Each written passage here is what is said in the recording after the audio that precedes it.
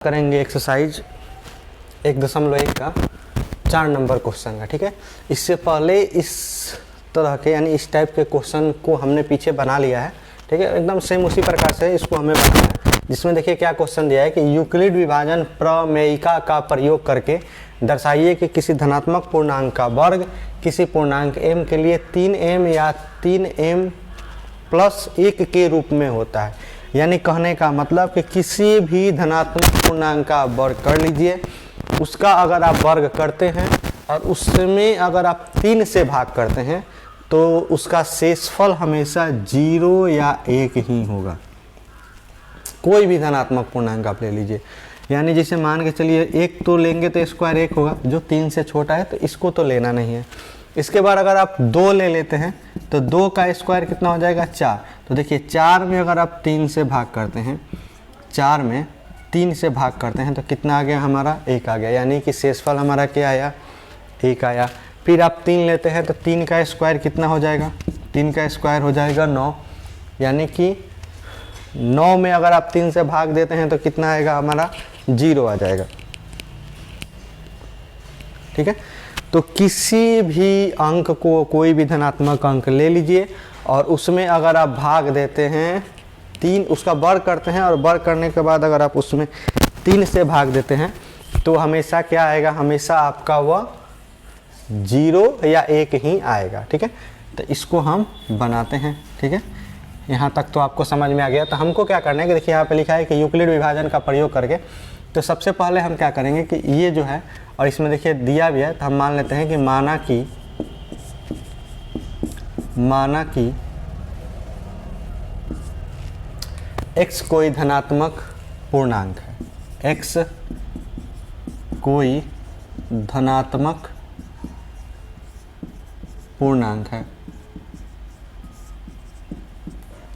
ठीक है, और इसमें हमको क्या लेना है कि 3q प्लस में 1, 3q प्लस में 2 के रूप में इसे हम लिख सकते हैं। ठीक है, तो यह 3q प्लस 1 या 3q प्लस 2 के रूप में हो सकता है। ठीक है, यहाँ तक तो ठीक है। अब इसके बाद देखते हैं,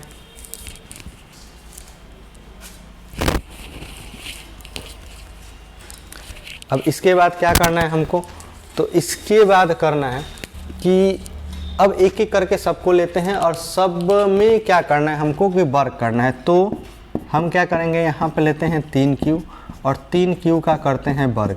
3q का वर्ग कितना हो जाएगा 9q स्क्वायर, यानी कि यहाँ से अगर हम इसमें से 3 कॉमन निकालें तो यहाँ पे क्या हो गया 3q स्क्वायर, और यहाँ पे हमने इसे लिखेंगे 3m और यहाँ पे मान लेते हैं कि m बराबर में कितना हो गया 3q स्क्वायर।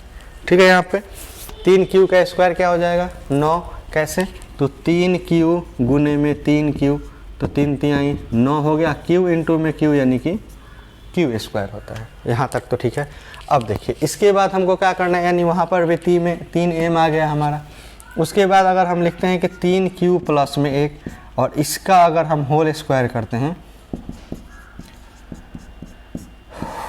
यहाँ पे ये इसका होल स्क्वायर हो गया, तो हमारा फार्मूला क्या होता है कि a प्लस बी का होल स्क्वायर, यानी कि a प्लस बी का whole square, a plus B का होल स्क्वायर, तो a square B square plus में 2ab, a square B square plus में 2ab, और a बराबर हमारा क्या हो जाएगा 3q, यहाँ पे नहीं लिख रहे हैं क्योंकि ज़्यादा खिचड़ी पक जाएगा, यहाँ पे हो जाएगा 3q और b बराबर में हो गया 1। तो यहाँ पे सबसे पहले a स्क्वायर यानी कि 3q का स्क्वायर प्लस में 1 का स्क्वायर प्लस में 2 गुने में a का मान क्या है हमारा, a का मान है 3q, तो यहाँ पे लिखेंगे 3q और 1 यहाँ पे 1 हो गया। अब इसको तोड़ते हैं, 3q का स्क्वायर करने पर क्या हो जाएगा, तो 3q यहाँ पे लिखे हुए हैं, तो 3q का स्क्वायर 3 से 3 में गुना तो कितना हो जाएगा 9, और q से q में गुना करने पर कितना आएगा हमारा q स्क्वायर, यानी यहाँ पे हो जाएगा 9q स्क्वायर प्लस में 1 और ये हो जाएगा 3 दूनी में 6 क्यू, ठीक है। अब इस 6Q को यहाँ पे हम करते हैं तो क्या हो जाएगा, 9Q² प्लस में 6Q प्लस में 1 और यहाँ पे कॉमन हो जाएगा हमारा 3Q² प्लस में 2Q प्लस में 1 और इसको हम मान लेंगे m, तो 3m प्लस में 1 और m बराबर क्या माने हम 3Q² प्लस में 2Q।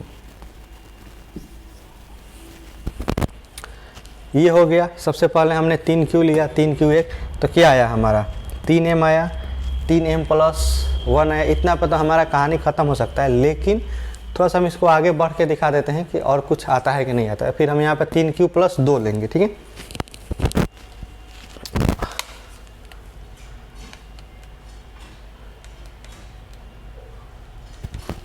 अब इसको ऊपर बनाता है यहाँ पे कि 3Q प्लस 1 लिए हैं। अब इसके बाद हमको क्या लेना है 3Q प्लस में 2, तो यहाँ पे फिर 3Q प्लस 2 का स्क्वायर करेंगे। यहाँ पे 3Q प्लस 2 इसका स्क्वायर करेंगे तो वही 3Q का स्क्वायर प्लस में 2 का स्क्वायर प्लस में 2 गुने में a का मान 3Q और गुना में कितना है 2। 3Q का स्क्वायर 9Q² प्लस में 4, 3 दूनी 6, 6 दूनी 12, ठीक है। इस 12 को सीधा करते हैं इधर, तो 9Q² यहाँ पे 12Q, 4 को तोड़ देते हैं तो 3 प्लस में 1। अब आप इसमें बताइए कि इसमें कॉमन कितना लिया जा सकता है। तो सीधे समझ में आ रहा है कि यहाँ से यहाँ तक, यहाँ से हम यहाँ पे 3 कॉमन ले सकते हैं। 3 कॉमन कैसे लिए जाते हैं, तो मान के चलिए एकदम आसान भाषा में, जो आप लघुत्तम निकालते हैं ना LCM, तो LCM जैसे क्या होता है कि उसमें 2 अंक कट जाए तभी मतलब उससे भाग देना है, उस अंक को रखना है। तो इसमें देखिए जो कट जाए इसमें से, तो किससे ये तीनों कटेगा, 3 से, तो 3 से हम काटते हैं तो यहाँ पे क्या हो जाएगा 3 तिहाई 9, 3 चौके 12 और 3 एकम 3 और यहाँ पे 1, ठीक है। और ये हो गया यहाँ पे 3m प्लस में 1, क्योंकि इसको हमने मान लिया है m बराबर में 3Q² प्लस में 4Q प्लस में 1। ये हमारा प्रूव्ड हो गया कि जो भी हमारा पूर्णांक है अगर उसका हम वर्ग करते हैं और 3 से भाग देते हैं तो हमेशा आएगा 3m, या तो शेषफल 0 आएगा या तो 1 आएगा। अगर आपको इसको और आगे बनाए, आप इसमें हमेशा इसको 2 3 4 2 है 3 4 5 6 7 आप रखिएगा, कॉमन लीजिएगा, हमेशा या तो 3m आएगा या तो 3m प्लस 1 आएगा।